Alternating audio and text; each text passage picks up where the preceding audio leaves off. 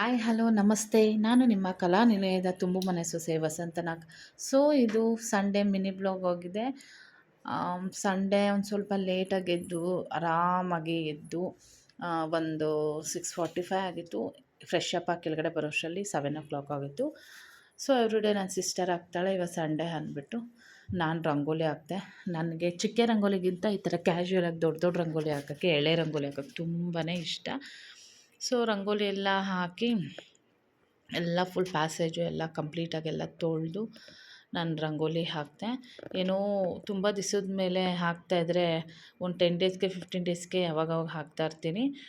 ನನಗೆ ತುಂಬಾ ಖುಷಿ ಕೊಡುತ್ತೆ. ಸ್ಟಾರ್ಟಿಂಗಲ್ಲಿ ನನಗೆ ರಂಗೋಲಿ ಹಾಕೋಕ್ಕೂ ಬರ್ತಾಯಿರಲಿಲ್ಲ, ಚಿಕ್ಕ ಇಡೋಕ್ಕೂ ಬರ್ತಾಯಿರಲಿಲ್ಲ. ಹಾಕ್ತಾ ಹಾಕ್ತಾ ನನಗೆ ಅಭ್ಯಾಸ ಆಯಿತು. ದೊಡ್ಡ ದೊಡ್ಡ ರಂಗೋಲಿ ಹಾಕೋದ್ರಲ್ಲಿ ನಂಗೆ ತುಂಬಾ ಖುಷಿಯಾದೆ. ಸೊ ಆಯಿತು ಅಂದ್ಬಿಟ್ಟು 3 ರಂಗೋಲಿ ಹಾಕ್ತೀವಿ ಡೈಲಿ. ಇದು ಫ್ರಂಟ್ ಡೋರಲ್ಲಿ ದೊಡ್ಡ ರಂಗೋಲಿ, ಇನ್ನೊಂದು ಸೈಡ್ ಚಿಕ್ಕ ರಂಗೋಲಿ ಹಾಕ್ತೀವಿ. ನೋಡಿ ಹೇಗಿದೆ ನನ್ನ ರಂಗೋಲಿ, ಹೇಗಿದೆ ನನ್ನ ರಂಗೋಲಿ.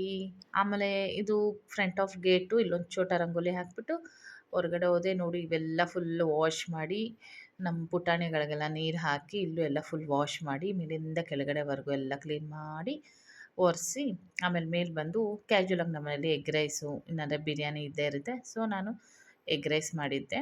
ಎಗ್ ರೈಸ್ ಮಾಡಿಬಿಟ್ಟು ಮಕ್ಕಳು ಹಸಿವು ಅಂತ ಇದ್ದರು.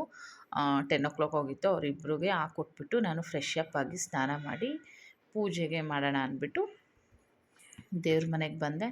ದೇವ್ರ ಮನೆದೆಲ್ಲ ನಮಗೆ ಭಾನುವಾರ ವಾರ ಆಗಿರೋದ್ರಿಂದ ನಾವು ಸಂಡೇ ನೋ ರೆಸ್ಟ್, ಪೂಜೆ ಮಾಡೇ ಮಾಡ್ತೀವಿ. ಅದಾದಮೇಲೆ ನಾವು ನಾನ್ ವೆಜ್ ಮಾಡೋದೆಲ್ಲ ತಿಂತೀವಿ.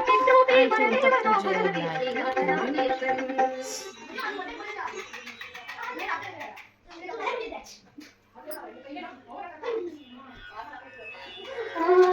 ಅದಾದಮೇಲೆ ಒಂದು ಫಂಕ್ಷನ್ ಇತ್ತು. ಫಂಕ್ಷನ್ಗೆ ರೆಡಿ ಆಗಿಬಿಟ್ಟು ಎಲ್ಲ ರೆಡಿಯಾಗಿ ಹೋದ್ವಿ. ಬರ್ಡೇ ಫಂಕ್ಷನ್ ಇತ್ತು. ಏನು ಕಾಮಿಡಿ ಅಂದರೆ ಅಲ್ಲಿ ಫಂಕ್ಷನ್ಗೆ ಹೋದ್ವಾ, ಅಲ್ಲಿ ನೋಡಿದ್ರೆ ಮಗುನೇ ಇಲ್ಲ, ಪೇರೆಂಟ್ಸೇ ನಿಂತಿದ್ದಾರೆ. ಏನಂದರೆ ಮಗು ಸುಸ್ತಾಗಿ ಟಯರ್ಡಾಗಿ ನೋಡಿ ಈ ಥರ ಪಾಪ ಮನ್ಕೊಂಬಿಟ್ಟಿತ್ತು. ಆಯಿತು, ಫಂಕ್ಷನ್ ಎಲ್ಲ ಮುಗೀತು. ಫಂಕ್ಷನ್ ಎಲ್ಲ ಮುಗಿದ್ಮೇಲೆ ಊಟಕ್ಕೆ ಹೋದ್ವಿ. ತುಂಬ ವೆಯ್ಟ್ ಮಾಡಿದ್ವಿ 1 ಅವರಷ್ಟು. ಅದಾದಮೇಲೆ ಊಟಕ್ಕೆಲ್ಲ ಕೂತ್ಕೊಂಡ್ವಿ. ನಾನ್ ವೆಜ್ ಊಟ ಇತ್ತು. ಸೊ ಚೆನ್ನಾಗಿ ಬ್ಯಾಟಿಂಗ್ ಮಾಡಿದ್ವಿ. ಅದಾಗಿದ ತಕ್ಷಣ ಮನೆಗೆ ಬಂದು ಹಿಂಗೂ ಟೈಮ್ ಆಗೋಗಿತ್ತು 5 ಹೇಗೂ ವಾಕ್ ಮಾಡಬೇಕಾಗಿತ್ತು. ನೋಡಿ ನಾನು ವಾಕಿಂಗ್ ಮಾಡೋ ಪ್ಲೇಸ್ ತೋರಿಸ್ತೀನಿ ಹೇಗಿದೆ. ಫುಲ್ಲು ಹೊಲದಲ್ಲಿ ಮಾಡೋದು, ಪೀಸ್ಫುಲ್ಲಾಗಿರುತ್ತೆ.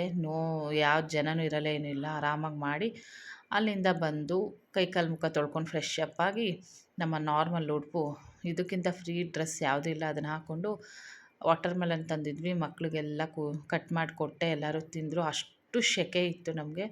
ವಾಟರ್ ಮೆಲನ್ ಎಲ್ಲ ಕಟ್ ಮಾಡಿಬಿಟ್ಟು ಆಯಿತು. ಸೊ ನಿಮಗೂ ಈ ವಿಡಿಯೋ ಇಷ್ಟ ಆಗಿದರೆ ಲೈಕ್ ಮಾಡಿ, ಸಬ್ಸ್ಕ್ರೈಬ್ ಮಾಡಿ, ಫಾಲೋ ಮಾಡಿ. ಬಾಯ್ ಬಾಯ್, ಥ್ಯಾಂಕ್ ಯು.